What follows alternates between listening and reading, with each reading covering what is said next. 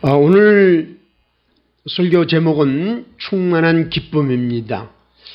왜냐하면 요한일서 1장 4절에 의하면 우리가 이것을 쓰면 우리의 기쁨이 충만하게 하려 함이라 라고 했습니다. 그래서 요 본문에서 따와가지고 충만한 기쁨 이렇게 제목을 잡았습니다. 이제 사도 요한이 요한일서를 쓴 목적을 몇 가지로 제시하고 있습니다. 그래서 첫 번째 목적이 오늘 본문입니다. 우리가 이것을 쓰면, 이건 무슨 말이냐면 우리가 이것을 쓰는 목적은 이런 뜻입니다. 우리가 이것을 쓰면 우리의 기쁨이 충만하게 하려 함이라. 그래서 앞으로 몇 주 동안은 이 요한일서를 사도 요한이 쓴 목적을 몇 주 동안 다루고 그 다음에 요한일서를 차례차례 다루려고 합니다. 이 기쁨은 모든 사람들이 추구하는 것입니다. 또 특별히 오늘날처럼 기쁨을 중요하게 여기는 그런 세대는 없는 것 같아요. 오늘날의 특징은 사람들이 느낌을 중요시 여기는 그런 시대입니다. 그래서 이 젊은이들 가운데 무슨 말이 있냐면 느낌이 좋으냐? 그러면 해라 그럽니다. 그 느낌대로 살아가는 그런 세대가 오늘날의 세대입니다. 그래서 그 기쁨의 느낌을 주려고 이 사회는 많은 프로그램을 만들고 있습니다. 특별히 이 젊은이들에게 이 기쁨을 주려고 많은 그런 각계각층의 사람들이 애를 쓰고 있습니다. 텔레비 프로그램을 보세요. 우차싸, 개그 콘서트, 1박 2일 이런 등등 프로그램은 전부 그 기쁨을 주려고 웃음을 주려는 그런 프로그램들입니다. 또 K-팝, 율동과 음악을 겸한 그런 프로그램들은 많은 젊은이들로 하여금 기쁨을 주고 황홀감을 주기도 한답니다. 또 많은 젊은이들의 혼을 쏙 뽑아 놓는 운동, 특별히 이 야구 같은 거, 대전에는 한화의 게임을 하면 사람들이 그냥 그 텔레비 보면서 중계 보면서 뿅 갑니다. 또 젊은이들이 그 옷에 대한 관심이 얼마나 많습니까? 끊임없이 변화되는 옷에 대한 추구. 또 젊은이들이 그 기쁨을 누리기 위해서 게임에 푹 빠져가면서 삽니다. 게임하면서 밤을 새우고 그리고 게임하면서 밥도 먹지 않고 이런 세대입니다. 그런데 이런 모든 것도 기쁨을 줍니다. 그러나 이런 것은 충만한 기쁨이 아닙니다. 충만한 기쁨이라는 것은 충만한 기쁨이란 무슨 말이냐면 지속적이면서도 넘쳐나는 기쁨을 말하고 있습니다. 그러니 이 충만하다. 그래서 이 넘쳐나는 거야. 충만해서 넘쳐나고 그리고 그런 순간적인 그런 세상적인 것이 아니고 지속적인 기쁨을 얘기하고 있어요. 사도 요한은 그리스도인들의 특징을 얘기하면서 이 요한일서의 목적을 다루면서 이 목적은 바로 그리스도인의 특징이라는 거예요. 그리스도에 대한 특징 중에 하나가 우리가 기쁨이라는 거예요. 기쁨을 누리지 못한다면 우리가 무엇 때문에 그리스도인이 되고 또 세상 사람들과 다른 점이 무엇이냐라는 거예요. 그래서 이 기쁨, 영어로 하면 joy는 그리스도인들이 가지고 있는 첫 번째 특징이라는 겁니다. 그런데 이런 지속적이면서도 넘쳐나는 기쁨은 결단코 그런 TV 프로그램이나 아니면 운동이나 게임에 있는 건 아닙니다. 그건 여러분도 다 아시고 저도 압니다. 사도 요한이 제시하는 충만한 기쁨은 하나님이 주시는 겁니다. 주님이 주실 때만이 우리는 지속적이면서도 넘쳐나는 기쁨을 누릴 수가 있습니다. 그래서 이제 그 몸통으로 이제 조금 내용을 좀 제목을 좀 달래서 처음에 머리로 얘기했고 들어가는 말 대신에 머리, 그 다음에 본문 대신에 몸통, 그 다음에 결론 대신에 꼬리 이렇게 말을 바꿔서 붙여보려고 합니다. 어떻게 이처럼 충만한 기쁨을 누릴 수 있겠습니까? 그 비결을 오늘 보려고 합니다. 첫째는 하나님의 기쁨입니다. 자, 요거는 너무 복잡해서 조금 이렇게 놓고 설명을 하면서 나중에 다시 들어가겠습니다. 하나님의 기쁨. 이게 제목입니다. 하나님의 기쁨. 우리들이 기쁨을 누리기 위해서는 하나님 아버지와 올바른 관계를 맺고 있어야 됩니다. 사람은 하나님이 창조하신 피조물이기 때문에, 다시 말해서 하나님의 작품이기 때문에 하나님과 올바른 관계를 맺고 있을 때 그런 충만하고 지속적인 기쁨을 누릴 수 있습니다. 그런데 많은 사람들이 이런 기쁨을 모르기 때문에 세상적이고 일시적인 기쁨을 추구합니다. 왜 사람들이 이런 충만한 기쁨을 누리지 못합니까? 그것은 우리를 창조하신, 사람을 창조하신 하나님을 떠나갔기 때문입니다. 하나님의 품을 떠난 사람들은 당연히 하나님이 주시는 기쁨을 누릴 수 없습니다. 그래서 하나님과 올바른 관계를 맺고 있을 때 하나님의 기쁨을 우리가 누릴 수 있다는 겁니다. 이제 이런 하나님 아버지의 이야기를, 하나님 아버지가 주시는 기쁨의 이야기를 잘 묘사한 성경이 바로 있습니다. 그것이 바로 탕자의 이야기입니다. 누가복음 15장에 의하면 어느 아버지에게 아들이 둘이 있었습니다. 둘째 아들을 탕자라고 합니다. 둘째 아들이 아버지와 함께 농사를 지면서 잘 먹고 잘 살았는데 그거로 만족하지 않았습니다. 그는 그런 많은 다른 젊은이들이 누리는 것 같은 기쁨을 찾기를 원했습니다. 많은 젊은이들이 그런 우차사니 개그 콘서트니 게임이니 그런 데서 기쁨을 찾기를 원했어요. 그래서 이 둘째 아들은 아버지에게 나에게 유산을 미리 주시오라고 했습니다. 그래서 이제 아버지가 유산을 줬더니 이 젊은이가 유산을 받아가지고 도시로 나갔습니다. 나가서 정말 그가 추구하는 기쁨을 찾은 것 같았습니다. 그는 각종의 여자들을 만나면서 또 술에서 게임에서 기쁨을 찾는 것 같았습니다. 그런데 그 기쁨은 그가 가지고 있던 돈이 떨어지자 기쁨도 없어졌습니다. 그 기쁨은 돈으로 산 것이고 자기의 시간으로 산 것이고 자기의 정욕으로 산 것입니다. 그러나 그런 돈이 떨어지자 그를 따르던 모든 기쁨이 되는 요소는 없어져 버렸습니다.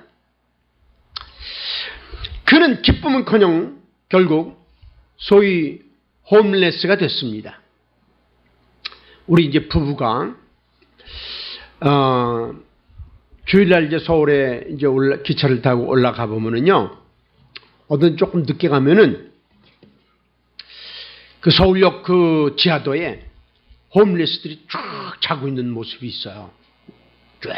쫙 그냥 그 사람들은 홈레스입니다. 집이 없는 사람들입니다. 그래서 그 사람들의 생애는 어떻습니까? 아침에 일어나서 아침을 주는 어느 교회에 가서 아침을 얻어먹고, 저 지하철 공짜로 타니까 점심때는 어느 성당에서 나눠주는 점심을 가서 얻어먹고, 저녁 때는 어느 절에서 주는 저녁을 얻어먹고, 그리고 어느 성당이나 그런 데 가면 또 돈도 줘요. 그래, 뭐 2,000원도 주고, 뭐 3,000원도 주고, 그럼 돈 받아갖고 모아갖고, 네다섯 사람들이 모아갖고, 뭐를 하냐면 소주를 사갖고, 거기서 뭐 인생론을 얘기하면서, 인생 철학을 얘기하면서, 인생 다 그렇고 그런 거야! 그러면서, 그리고 뭐 술 먹고, 그러다가, 거기서 또 잡니다. 이게 홈리스의 삶이에요. 이 아버지의 품을 떠나 기쁨을 추구했던 이 청년도 그런 삶을 살았습니다. 그런데 지금은 그래도 밥을 주는 데가 있지만 그 당시에는 밥 주는 데가 없었습니다. 그래서 돼지를 치는 일을 하다가 너무 배고파서 내가 체면 불구하고 아버지에게로 돌아가자. 그리고 이제 아버지에게 돌아가는 거예요. 이건 여러분이 다 아시는 탕자의 이야기예요. 아버지에게 돌아갔을 때 아버지께서 제일 먼저 기뻐했다고 그랬어요. 즐거워했다고 그랬어요.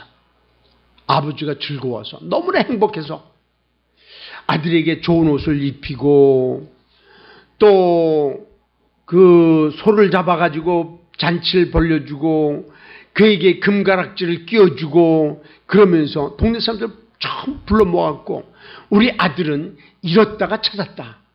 죽었다가 살아났다.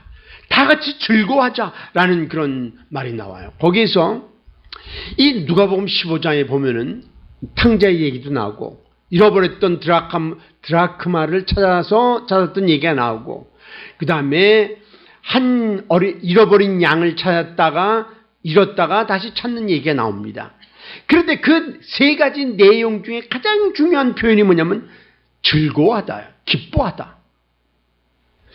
잃었다가 찾았을 때 기뻐하다는 거예요. 누가 기뻐하냐? 제일 먼저 아버지가 기뻐했고 두 번째 사람들이 기뻐했고 세 번째 돌아온 사람들이 기뻐했다는 거야. 그 말씀을 기록한 겁니다. 여기에. 그 말씀 보면은 지금까지 제가 말씀드린 걸 요약한 거예요. 아버지께로 돌아가니라. 이 탕자가 아버지께로 돌아갔습니다. 아직도 거리가 먼데 아버지가 달려가 목을 안고 입을 맞추니 아들이 이르되 아버지 내가 하늘과 아버지께 죄를 지었사오니 지금부터는 아버지의 아들이라 일컬음을 감당하지 못하겠나이다. 하나 아버지는 제일 좋은 옷을 내어다가 입히고 손에 가락지를 끼우고 발에 신을 신기라. 살찐 송아지를 잡으라. 우리가 먹고 즐기자 그랬어요. 즐기자. 이게 즐기다는 게 기쁨이라는 말이에요. 내 아들은 잃었다가 다시 얻었노라 하니 그들이 즐거워하더라라고 했습니다. 그렇습니다. 여기 즐기자, 즐거워하더라라는 것은 바로 기쁨입니다. 이게 아버지의 기쁨이고 하나님, 이거는 비유입니다. 여기 아버지는 바로 하나님 아버지입니다. 하나님 아버지께서 우리들이 하나님의 품을 떠났다가 하나님께로 돌아오면은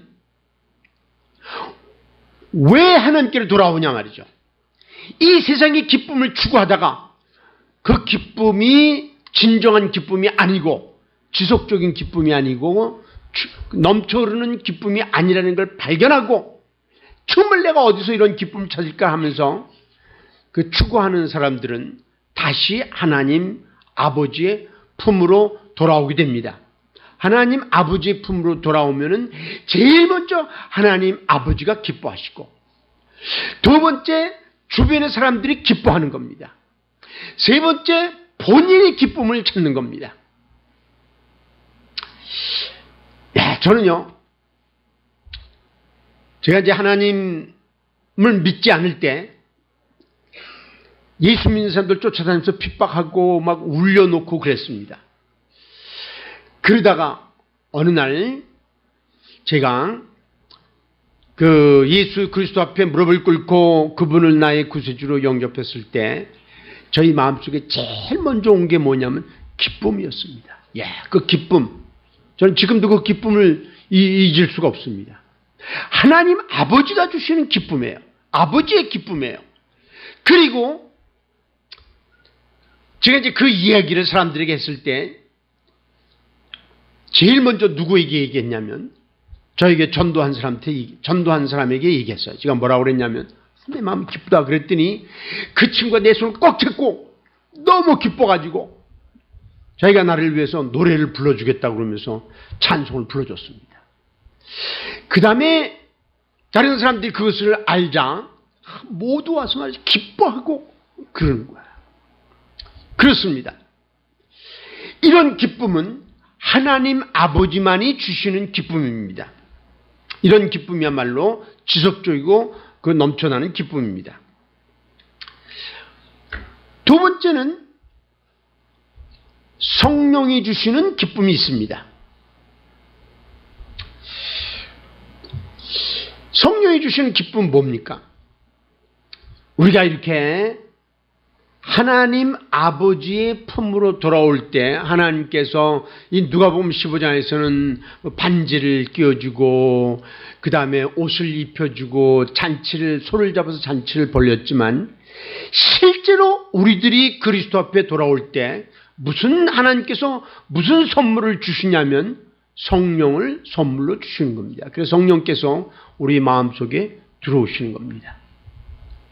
그래서 하나님이 주시는 기쁨은 내적인 겁니다.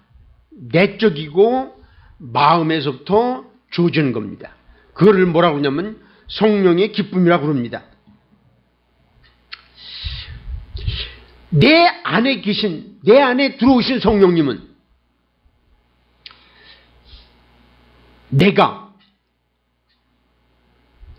행복할 때도 기쁨을 주시고 내가 어려움을 당할 때도 기쁨을 주십니다. 참 성령님은 이상한 분입니다. 성령님은 우리들이 인간적으로 기쁠 수밖에 없는 환경에서도 기쁨을 주시지만 인간적으로 기쁨을 누릴 수 없을 때도 기쁨을 주시는 분입니다.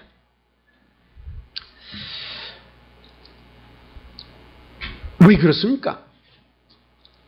우리가 이제 성령이 우리에게 들어오셨다는 말씀을 우리가 저기에 이제 써 있는데 이렇게 써 있습니다. 고린도전서 2장 12절에 보면 우리가 세상의 영을 받지 않냐고 오직 하나님으로부터 온 영을 받았으니 하나님으로부터 온 영, 성령을 받았으니 이는 우리로 하여금 하나님께서 우리에게 은혜로 주신 것들을 알게 하려 하심이라 그랬습니다. 그래서 우리 마음속에 들어오신 성령께서 우리들이 주변의 환경에 상관없이 우리 마음속에 기쁨을 주신다는 거야.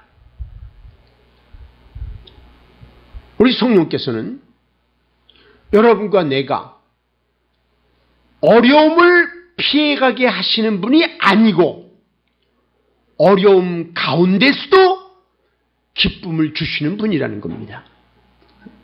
이 기독교인의 삶은 놀라운 겁니다.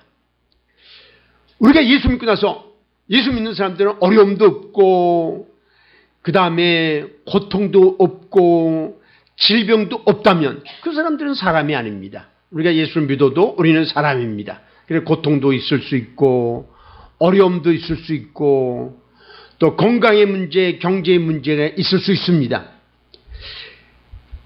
주님은, 성령님은, 우리 안에 계신 성령님은 그런 것들을 피해가게 하시는 분이 아니고 그런 것들이 있음에도 불구하고 우리에게 그것을 감당할 수 있는 능력도 주시고 그리고 기쁨도 주신다는 말입니다.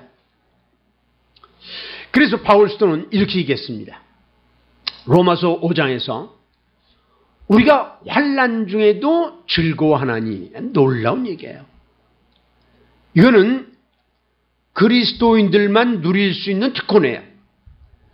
우리가 외적으로 상황적으로 환난이 있을 수 있어요.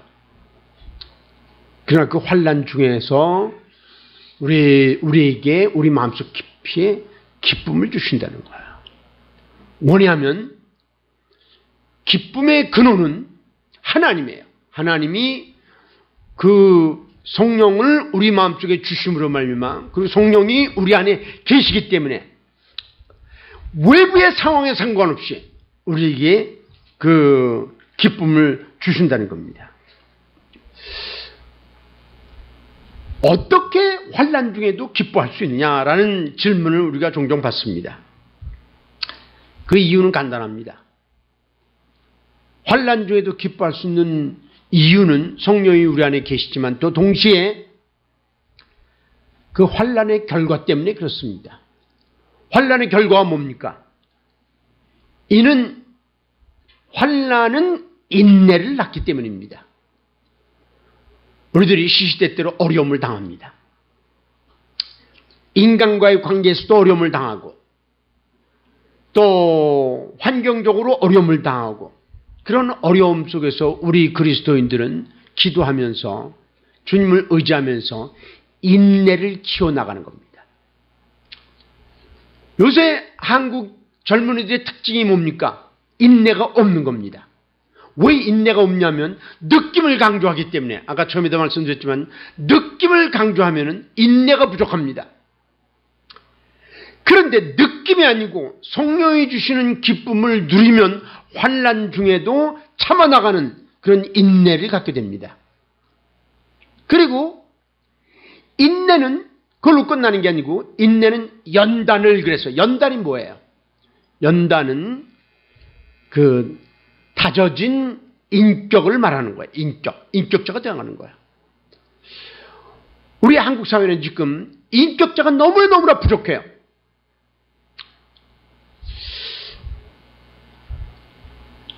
얼마나 인격자가 없는지 참 그냥 한국 사회가 어디로 가는지는 모르겠어요. 이 정부 또는 나라 또는 눈먼 돈이다 그래갖고 기회만 있으면 군인이고 장관이고 국회의원이고 사업을 하는 사람이고 기회만 되면 돈을 그냥 훔쳐가고 요새 뭐 대우조선 사건, 한진 사건, 그 다음에 뭐 김경준 사건, 전부 뭐에 연루되는 거야? 돈에 연루되는 거야. 어떻게 우리나라는 이렇게 인격자가 부족합니까? 참 어려운 거야. 그래서 이제 지방에도 보면 지방자치단체들이 가능한 대로 건물을 많이 세워요. 왜 그러냐면, 왜 건물을 많이 세우냐면, 건물을 세우면서 거기에서 흘러나오는 돈들이 있기 때문에 그런 거예요.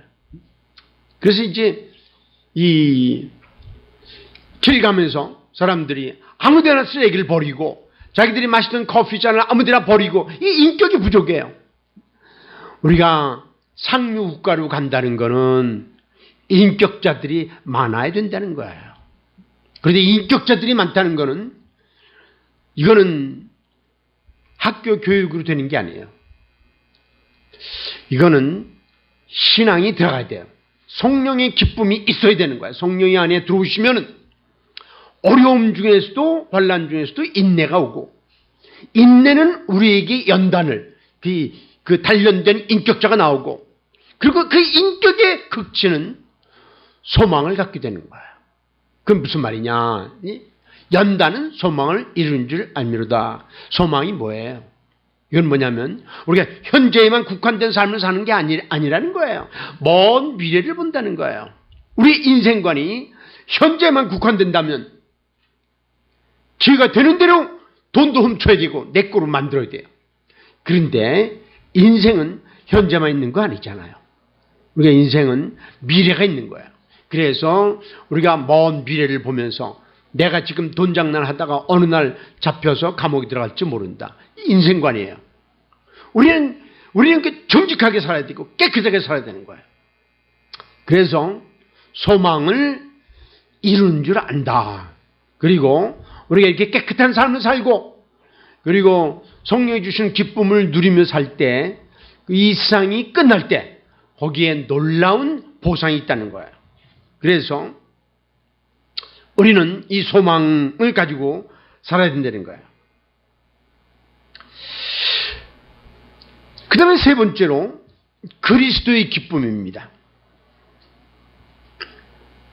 우리가 이제 환난은 인내를 낳는다 그랬어요. 인내는 연단은 소망을 이룬다 그랬는데 이런 것을 가장 잘 보여준 분이 누굽니까? 예수 그리스도입니다.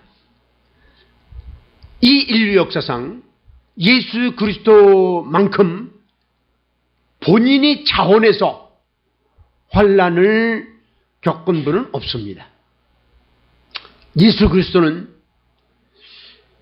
자기의 죄 때문이 아니고 인류의 죄를 위해서, 인간의 죄를 위해서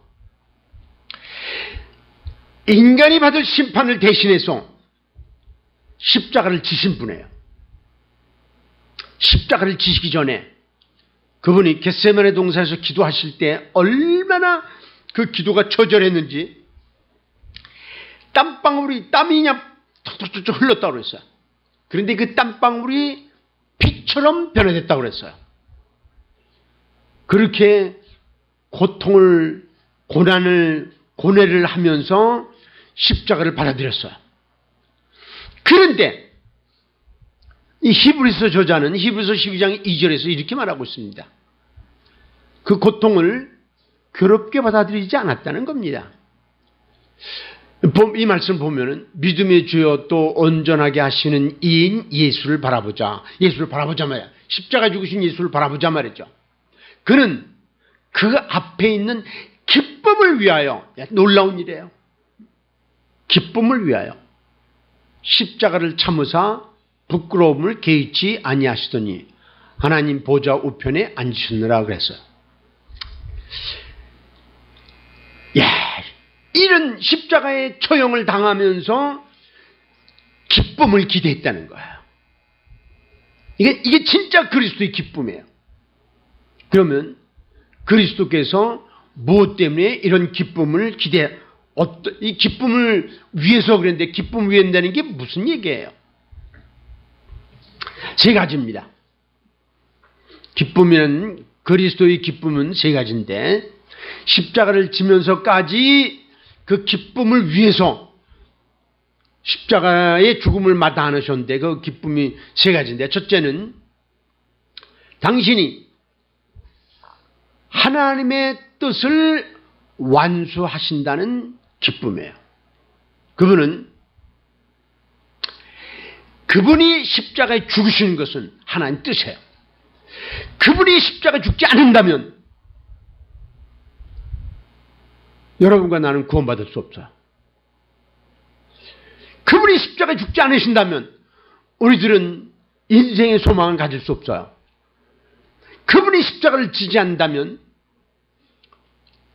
이 세상에 아무런 희망을 찾아볼 수 없을 거예요. 하나님께서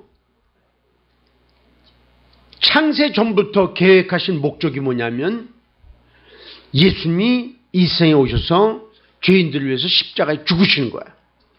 하나님 뜻을 완성하시는 거예요. 내가 아버지 하나님의 뜻을 완성한다는 그런 기쁨에 충만했어. 두 번째는 그분이 십자가에 죽으심으로 말미암아 생성될 수많은 그리스도인들 때문에 예수 그리스도는 기뻐하신 거예요. 한번 생각해 보세요.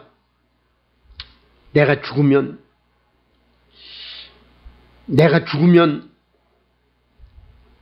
많은 죄인들이 변화돼서 성도가 될 것이고 성도들이 신앙생활하면서 이 세상에서 죄를 짓지 않고 깨끗하게 살고 거룩하게 살면서 그리스도의 모습을 닮아갈 것이다. 이 생각만 해보세요. 내가 죽는다면, 내가 만일 죽지 않는다면 이 세상에 많은 사람들이 어두움 속에서 죄악 가운데서 살아갈 수밖에 없지만, 그러나 내가 만일 죽는다면, 십자가에 죽는다면 많은 죄인들이 죄를 용서받고 하나님의 자녀가 될 뿐만 아니라 신앙생활을 하면서 성령이 주시는 기쁨을 누리고, 그리고 그들이 인격이 변화되고 그들이 신앙 안에 성장하고 다른 사람에 영향을 미칠 걸 생각하면서 주님이 얼마나 기쁘셨겠어요. 그 기쁨 때문에 십자가를 달게 지시는 거예요. 세 번째는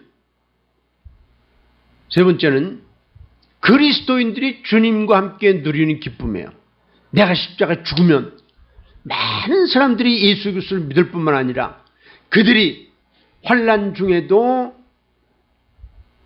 기쁨을 누리며 산단 말이죠. 예수님께서 십자가에 죽기 전에 이런 기도를 하신 적이 있어요.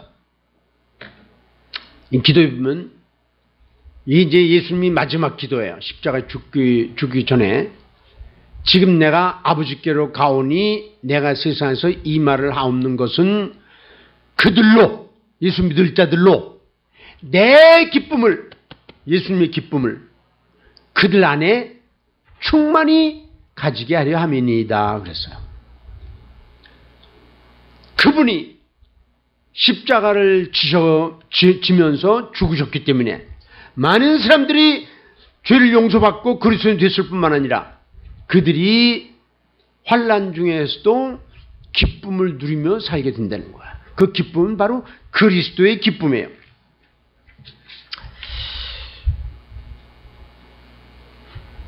이 그리스도의 기쁨은 우리들이 누리는 겁니다. 누리는데 불행하게도 어떤 때는 기쁨이 충만하지만 어떤 때는 기쁨이 엎혀지기도 해요. 그런데 주님이 다시 오실 때, 주님은 우리를 데리러 다시 오실 겁니다. 다시 오실 때, 그때 우리들이 누릴 기쁨은 진정으로 충만한 기쁨이 될 겁니다. 그리고 지속적인 기쁨이 될 겁니다. 그렇습니다. 그리스도가 주시는 기쁨은 우리들이 주님의 재림을 기다리며 갖는 기쁨이기도 합니다.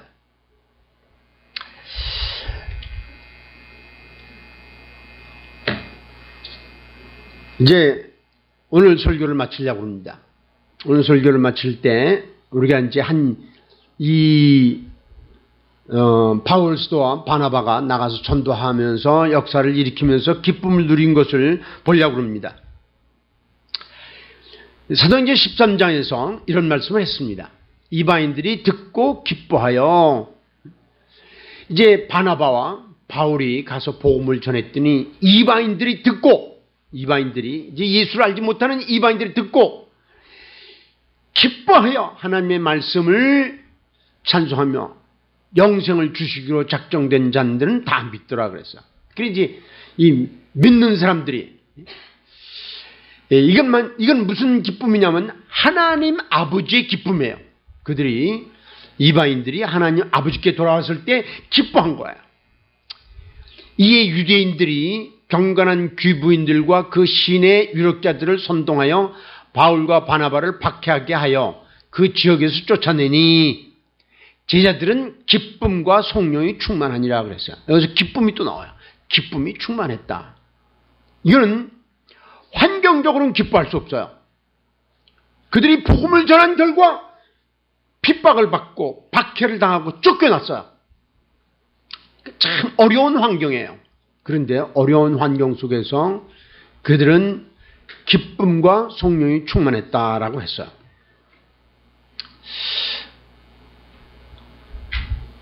이제 로마 제국 시대에, 지금 옛날 얘기하는 겁니다. 로마 제국 시대에 한 부대가 있었는데 그 부대에 한 40명 되는 그 소대가 있었는데 그 소대원들은 아주 그 주님이 주시는 그런 기쁨을 누리고 사는 사람들입니다. 그 전쟁 가서 꼭 전쟁도 이기고 그들이 똘똘 뭉쳐갖고 기뻐하고 막 같이 기도하고 살아갑니다. 전쟁을 마치고 돌아와서 로마 황제에게 절하라는 그런 명령이 모든 군인들에게 떨어졌습니다. 그런데 이 40명은 그 로마 황제에게 절하지 않았습니다. 그 로마 황제를 신이라고 그러면서 그 신에게 절하라고 그러니까 자기들은 그런 우상에 절할 수 없다고 해서 절하지 않았습니다. 그랬더니 그 40명을 데리고 어느 호숫가로 데리고 왔습니다. 그때 엄청나게 추운 겨울인데 이 40명의 군인들에게 너희들이 지금이라도 우리의 신인 가이사에게 절하면은 살려주겠지만 만일 그렇지 않다면 너희들을 이 호수 속에 집어넣어 갖고 얼어 죽게 할 것이다. 이 호수는 꽉 그냥 얼었어요. 얼었는데 저 가운데는 조금 덜 얼고 그럴 거다 그래. 그리고 이 바깥에는 뜨뜻한 그런 그 큰 통에다가 뜨거운 물을 좀 부글부글 끓여 놓으면서 너희들 둘 중에 하나를 선택하라 그랬어요. 그랬더니 이 40명의 군인들이 우리는 주님을 섬기겠고 우리는 주님이 주시는 기쁨을 누리겠습니다. 그런 거예요. 그래서 그 명령을 한 장교가 이 가이사에게 절하라고 한 장교가 그들에게 옷을 벗으라고 그랬습니다. 옷을 다 벗기고 앞으로 전전히 그랬습니다. 그래서 이 사람들이 갑니다. 이제 이 얼음 위를 조목조목 걸어갑니다. 그래서 계속 가면은 그 물속에 빠져서 다 죽는 거, 얼어 죽는 거예요. 만약에 너희 중에 누구라도 지금이라도 가이사에게 절하면은 너희들 데리고 나와서 이 뜨뜻한 물에 목욕을 시킬 거다. 그리고 너희들을 융숭하게 대접할 거다 그랬습니다. 그랬더니 이 40명의 군인들이 계속해서 조목조목 걸어갑니다. 걸어가면서 슬프면서 걸어간 게 아니고 괴로워하면서 걸어간 게 아니고 그냥 기뻐하면서 찬송을 부르면서 조목조목 걸어갔습니다. 그리고 한 사람씩 다 물에 빠져 죽었습니다. 물에 빠져서 얼어 죽었습니다. 그런데 한 사람씩 물에 들어가는데 맨 마지막에 있던 어느 병사가 막 울더니 돌아서 갖고 막 뛰어나왔습니다. 나는 가이사에게 절할 거예요. 나는 가이사에게 절할 거예요. 나를 살려주세요 했더니 그 장교가 너는 잘했어. 그리고 이 뜨뜻한 물속에 들어가서 몸을 담고 그 사람 물속에 들어갔어요. 뜨뜻한 물속에서 몸을 담그면서 그냥 살아났어요. 그 광경을 보던 그 자리에 있던 어느 장교가 너 대신 내가 들어간다.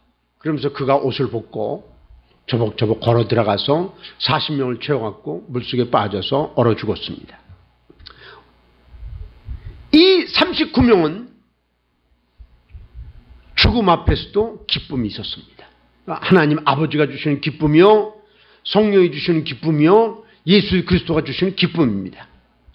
그 기쁨을 보고 죽음 앞에 있으면서도 기쁨을 누리며 죽음을 맞이하는 그 39명의 병사를 보면서 한 장교가 그 순간 이거는 진짜다. 가이사는 우상이고 이것은 진짜다. 이것은 정말 하나님이다.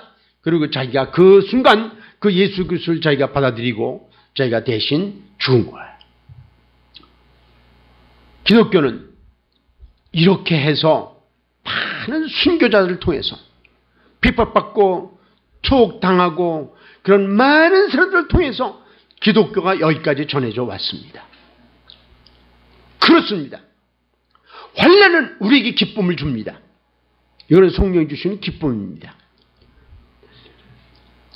사도 요한은 내가 이것을 기록하면, 내가 이것을 쓰면 너희로 기쁨이 충만하게 하려 함이라 라고 했습니다.